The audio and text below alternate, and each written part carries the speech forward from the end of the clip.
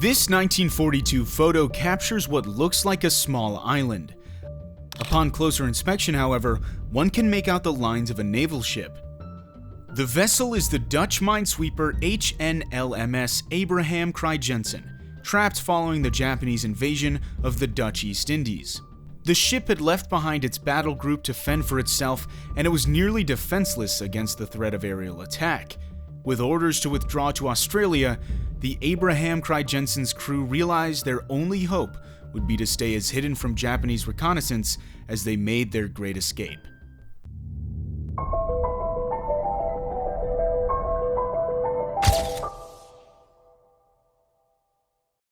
HNLMS Abraham Crijnssen.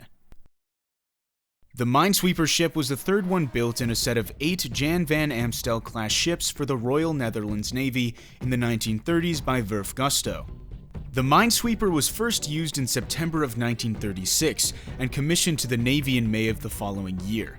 It was named after 17th century Dutch naval commander Abraham Crijnssen, who took Suriname from the British during the Second Anglo-Dutch War in 1667.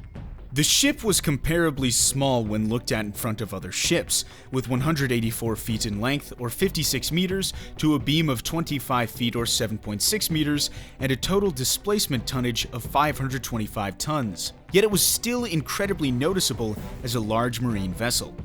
The ship was powered by 2 Sork triple expansion engines and 2 Yarrow 3 drum boilers. It could only reach a considerably slow speed of 15 knots or 17 miles per hour using its 2 propeller shafts. The minesweeper was lightly armed with 2 Oerlikon 20mm cannons, a 3-inch gun, and anti-submarine depth charges. The loss of the Dutch East Indies.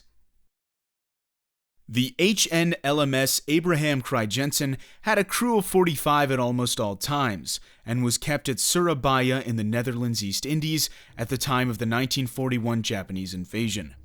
Things quickly went south for the Allied forces, and the situation became increasingly precarious for the Dutch.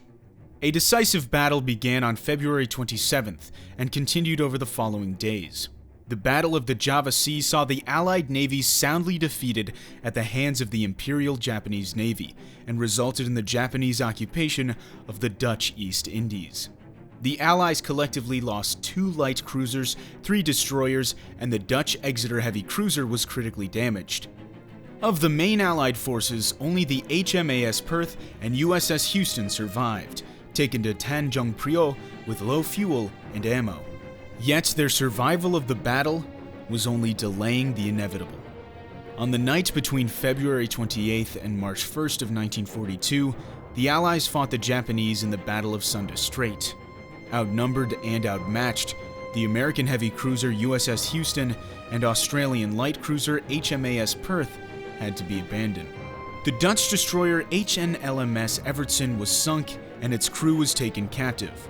The Japanese also incurred 5 ship losses, 3 of which were sunk by friendly fire, but they still won the battle. Concealment. 4 warships were left in the East Indies at the hands of the Royal Netherlands Navy after those conflicts. Since there was no way for them to defeat the Japanese, they were ordered to travel to Australia, but this was easier commanded than done. The seas were packed with Japanese warships, and Japanese aircraft had taken over the East Indies skies. The area was overrun and continuously patrolled by the enemy. The 4 ships would have to sail more than 1,000 miles in close proximity to enemy forces. The odds got even worse over the days following the battles when every other Dutch ship was taken out, and only the HNLMS Abraham Crijnssen was left standing. The lone Dutch warship had survived, but its prospects were not looking good at all. Camouflaging vessels had been done during both world wars, but never before to the extent that the crew of the Crijnssen took to escape detection.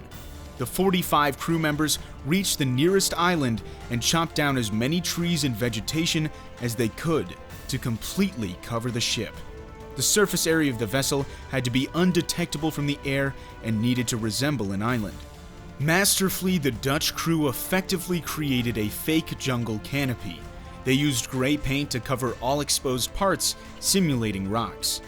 The captain was also acutely aware of the slow 15-knot speed of the ship and that it couldn't possibly move during the day. They anchored it by the island and only started slowly traveling at night. The camouflage provided a bit of hope for the crew, otherwise placed in the jaws of the beast. Sailing close to other islands, the Dutch managed to fool Japanese pilots into assuming it was just another tiny islet among many.